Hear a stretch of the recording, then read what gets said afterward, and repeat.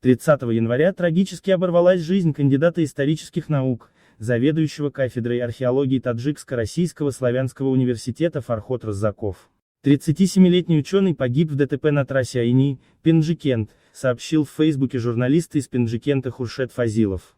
Похороны Раззакова состоятся 31 января, в 11 часов в селе Маргидар под Г. Пенджикент. Фарход Раззаков был сыном известного археолога Абдурауфа Раззакова. Еще маленьким ребенком он помогал отцу в раскопках. Его отец после Абдулладжона Исхаков сделал очень многое для раскопок Саразма, древнего города, обнаруженного рядом с Пенджикентом. Потом Фарход Раззаков работал в России и Германии, а кандидатскую свою защитил в российском Санкт-Петербурге.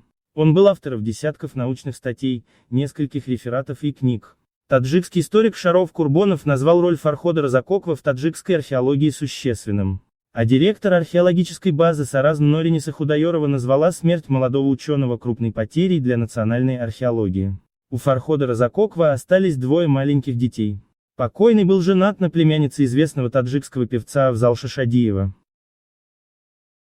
Дорогие друзья, просим вас подписаться на наш канал и под нашим видеоматериалы оставьте свои лайки и комментарии.